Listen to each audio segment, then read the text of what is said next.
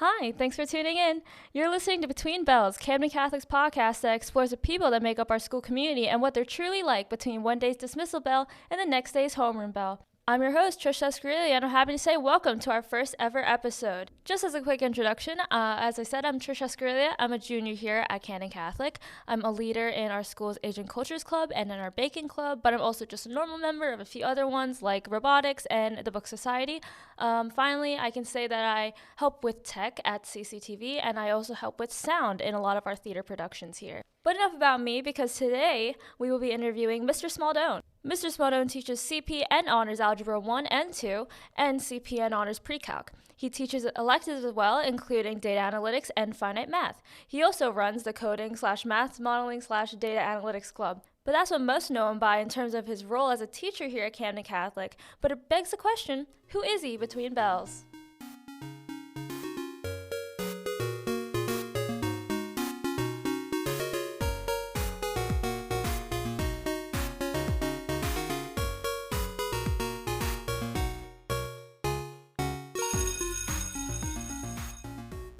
So let's start off. Mr. Smaldone, would you please tell us your full name, your classroom number, and how long you've been here at Camden Catholic? Mr. Smaldone, classroom number 212. This is my third year here. Third year. I want you to introduce you with your first and last name. Tony. Tony Smaldone. We have a week's wild card every episode. So the week's wild card question for this week is, what's your favorite ice cream flavor? Well, I haven't eaten ice cream in a long time. Really? But it would have to be chocolate. Chocolate? I like that a lot too. I usually like, what do you call it? I like cookies and cream because it's like best of vanilla and chocolate. But if there's no cookies and cream, I'll definitely get chocolate. I agree with that. Well, yeah, chocolate is great, but sometimes if you get the chocolate, vanilla, and strawberry. the Neapolitan, is it called? Yeah. That so one you is get good. the best of all worlds there. I used to be one of those kids that would only take the chocolate or the vanilla. And leave the strawberry but behind. When I was older, strawberry grows on you after a while. Yeah. I took all of it. I was like, you know what? This is really good.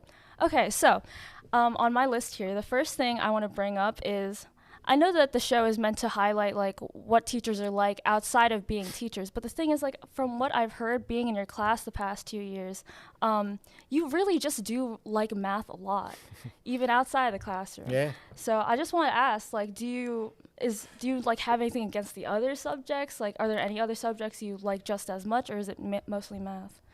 No, I mean, from a subject perspective, I mean, people tend to follow what they're interested in, right? I mean, especially the older you get. I mean, so if you only have so much time to commit after school and stuff, you work on what you're interested in. I get that. But I love physics. I love sciences in general. Chemistry, not so much.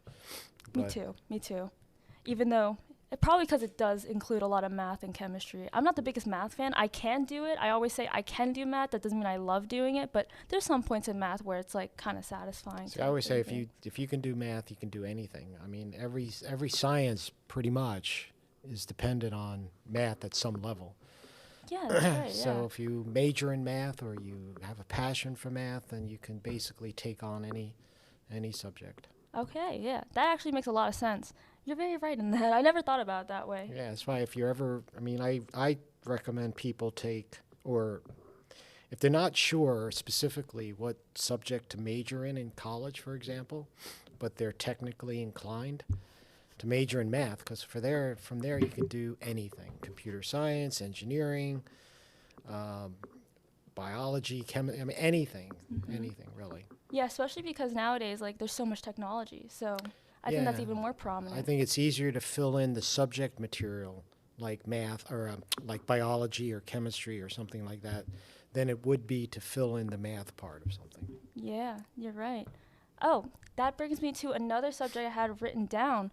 I know you've mentioned your job before you were a teacher here. Would you mind telling our listeners a bit about that? Because I know it's a bit like physics, right? Something along those lines? Well, yeah, I worked at Lockheed Martin for the past 20 years and before coming here.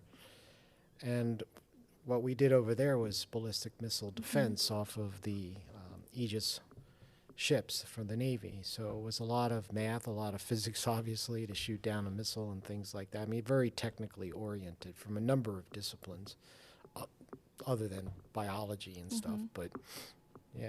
Because I remember, I think it was last year. What was it? Honors Algebra 2. We had that one midterm project, and you had us kind of like doing rocket science. Nah, it wasn't rocket science.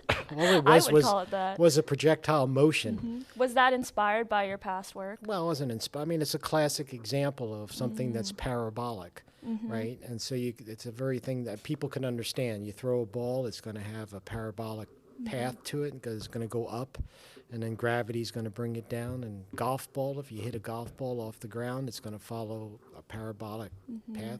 Except when I hit them, then it's totally different story. But so no, I mean, but anything that follows a trajectory like that is going to have two components. You mentioned physics. I mean, anything that has a force on it or a vector like velocity or something is going to have two directions. It's going to have in the x direction and the y direction. And to figure out what that is, you have to take the cosine or the sine of the angle that it makes.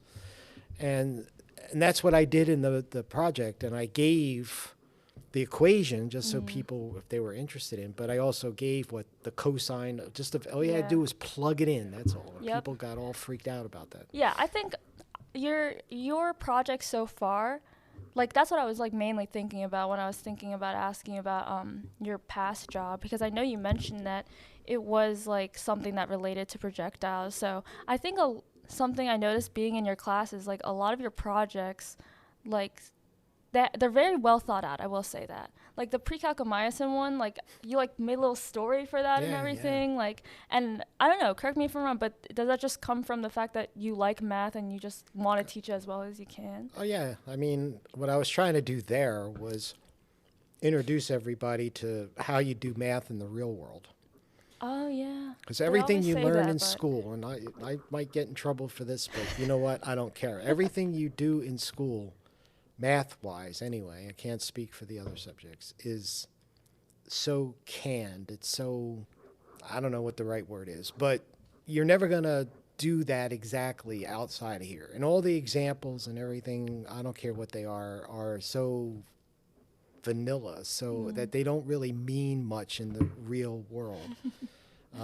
Take polynomials, for example, and when we did root finding, all the polynomials that we were using had integer coefficients, right? Which makes the rational root theorem very easy and all that kind of stuff. I can't remember the last time I've ever used or seen a polynomial of any degree with integer coefficients. Uh-oh. Hence, what I put together using the bisection method and stuff was how to figure out the roots, approximate them, because you really can't get using the bisection method. And I was trying to teach people, and then there's this thing called numerical methods, is how you implement math stuff in software.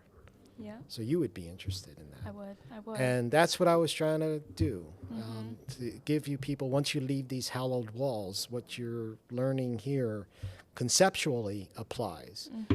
But you'll never see as nice of equations and stuff ever again. Not looking forward to that personally. No, that's what makes it fun. I guess so. Fun. But that was the idea behind the project. But you saw that went over like a lead balloon, pretty much. It was experimental. I guess you could call it. That kind of reminds me. I remember Mrs. Creasy came up to me maybe like a week or two ago when she found out that my podcast was finally getting the first episode done. I told her that you were my first guest. She told me that I should make sure to touch on the fact that you have I don't remember exactly how she like worded it, but like either it was like a philosophy or spirituality about math. Do you know what you might be talking about? Maybe. I mean, I have a website called CatholicMathGuy.com. You have mentioned that. I do remember that. So I write about God and mathematics, and two words or phrases, whichever you want to call them, that don't normally go together in the same sentence, but they do. And, you know, people sometimes believe God and science in general don't go together. You can't believe in God and believe in science or study science. That they're not. They are, in fact, Catholics have done so much in the science world. I mean, just the Big Bang Theory. I mean, just say the list goes on and on. But so I try to make people see, but I haven't had an opportunity to work on it in a while, but to see the beauty of mathematics and to see God in that. So I think that's really what she nice. was probably referring to. I know you've mentioned it. I don't think, have you ever showed it to us like in class yet? I think, but that was maybe a while ago. But all the stuff that the bisection method, and I referenced my website because that's written up there and stuff too. So that's really cool. Because I know you mentioned, I just like didn't know it in that Catholic much math depth. guy, yeah. To wrap up the subject of math, because again, we want to kind of focus on maybe more than just you as a teacher, but as I said, you seem to really like math by itself. But I have a segment prepared for you. It's called the Order of Operations. So, of course, we'll be going the order of PEMDAS. So for the first one is parentheses, of course. I'm like scared I'm going to say this wrong, especially because you're my math teacher. But I'm pretty sure parentheses is first, correct? So the question is, what is the most important part of your daily routine? Of my daily routine, the most important? Define important.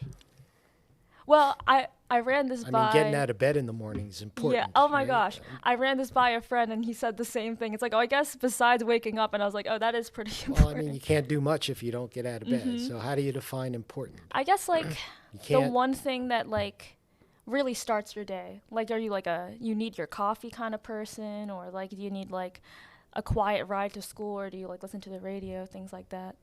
No, none of the. Well, I drink coffee in the morning, but I get up early, and so my routine in the morning is to do a couple of hours of work at home before I even start my day. Do you want to? Could you tell the listeners exactly when you wake up? Because you've mentioned in math class. It usually varies a little bit, but recently I've been getting up between 1:30 and 2. 2 a.m. Yeah.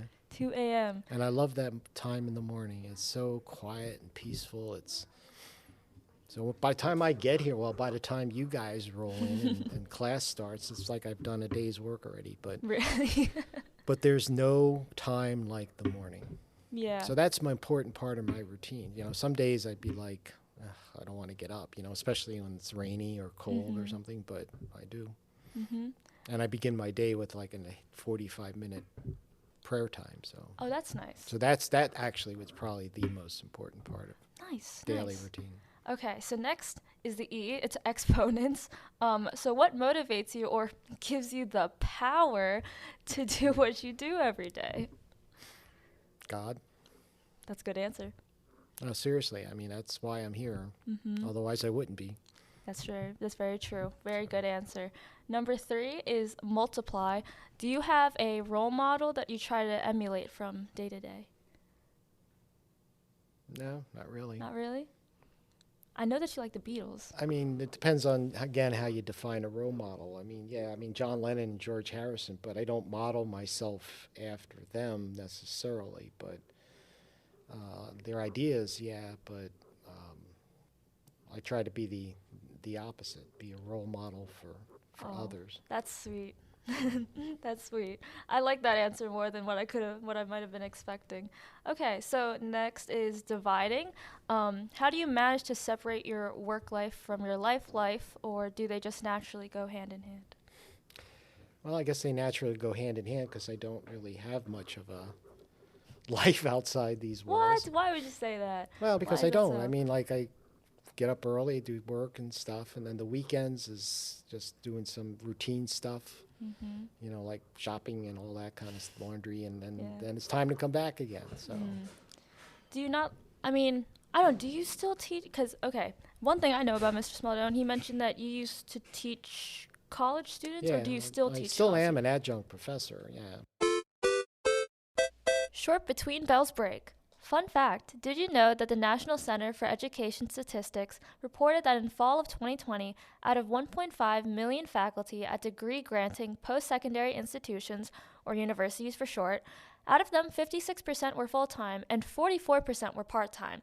That's nearly half and half of people who work full-time and people who are adjunct professors. Maybe more than you first thought. Now back to the show. Yeah, but I haven't. Not this semester, and I've not taught, and that started about a year or two ago because of when COVID came around. Things slowed down a bit and stuff. So which is okay because it would be a bit much right now. But Because then that reminds me about something else I had in my notes. I wanted to ask you, while we're on the topic of like have you previously being like a college professor, because you said you've only been here for like 3 years, right? yeah. So I wanted to really ask you, like, what's it been like being a new teacher? Because like transitioning from like college kids to high school kids, is it more personal than when you were like just lecturing like college students? Now that you like teach these No, high school students that can no, like talk to actually, you. I would say the opposite, really. But Really? yeah, for some, well, it depends on the class. Yeah. I mean, every class is different, and it's in some ways it's a roll of the dice. I mean, sometimes you get a good class, and sometimes you don't. And same thing's true here. I could have 2 sections of the same course, and one's good and one's not so good. That Miss doesn't mean Smaldone. they're bad. Don't misquote me. Or I'm just saying that there's a difference between the 2 sections. That's distinct. Distinct. Distinct. So you like, do you like my class more than the other class? No, I'm kidding. I'm I kidding. I'm not. kidding. I take the fifth on that one. I'm not gonna say anything. But that can make a class. So you're teaching the same material to 2 different groups of people, and one could be enjoyable and one could be not so much enjoyable. But teaching college is a whole different experience because the maturity level of the people is so much greater. And that is a very distinct thing I have to get used to, or had to, and still could get here. Yeah. So I'm not an educator. I'm not a high school teacher by any stretch of the imagination as a career or anything. No. Yeah, but it's completely different between high school and college, for sure. And that's why I try to treat every one of my students as mature adults and get them ready for what's coming. That's fair. Yeah. What's coming, because it's a big difference between leaving here, and especially here where you're pretty well insulated, and what's waiting for you outside there. Oh man. Okay, so how about we go to the next part of the segment, which is, we did divide. Next is addition. So fill in the blanks. Blank plus blank equals a day well spent. For who? For you. For me? For you. Blank plus blank equals a day well spent. Tempted to say, it doesn't have to be just one word, does it? No. Feeling like you made a difference plus joy equals a day well spent. I like that. Feeling you made a difference. That does sound like a very day well spent. Yeah. Okay, so the last part of PEMDAS is, of course, subtraction. What is one thing that stresses you out that, if you could, you'd get rid of from your day-to-day life? Just one? Just one. Seriously? For today, just one. Oh, wow. That I can get rid of? Ooh. I'm going to have to take the fifth on that one. Really? Yeah. Not like traffic or anything? Like, oh, no, do you have some things that really I get in so deeply early irk in the you morning that there's no traffic. Going home's a different story, but put up with it. Fair enough. And you can do lots of things while you're stuck in traffic. That's true. Listen to meaningful stuff, like Relevant Radio is the greatest Catholic station on the radio, 640 AM. Okay, let's see. Let's talk about the coding club. Are you experiencing coding, right? Yeah, I mean, it's software. That coding is a derogatory term. Yeah, that's true. Very much. It's a wide range of things you're trying to do with the club. Like you did math modeling. Yeah, well, this year it was like kind of molded with the mathematical modeling stuff that we did and the data analytics stuff that we're doing. So there wasn't really that much time to focus on like learning how to. But I was more hoping for people that knew something about software to participate, as opposed to it being just a beginners type thing from scratch. Nothing wrong with that, but I would like to resurrect that again. What would your big plans for that be? Like, where's the direction you're trying to go? I guess you kind of said that actually. Well, I mean, the big thing everybody would like to do would be write a game or something. Yeah. But more importantly would be like to write some kind of app or whatever, and that means something. And some people around here are doing that on their own, but that type of thing. But see, I firmly believe that software, the the language is irrelevant. It's the logic and the thought process. I mean, you just take like English and Spanish or English and French or whatever. It's the syntax of the language that changes, but what you're trying to do and express doesn't. It's just how you put everything together. So being able to understand the concepts, the logic concepts of software is what's key, and that's what I was trying to do and what we were doing last year and stuff. Okay. Because then you can put it to any language. It's just true. It's true. All right. Let's see. Okay. What about, I think we might have maybe 2 more minutes before the bell rings again and then people start coming to class. Let's end it off by, I know you like chalk a lot. You have that Do Not Erase book on your board.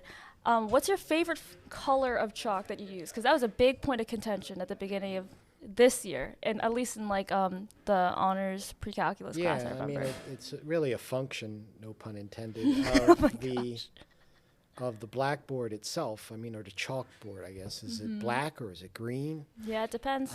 But personally, I like yellow chalk. Yep, I am liking the yellow chalk. Yeah. You have like chalk imported from Japan.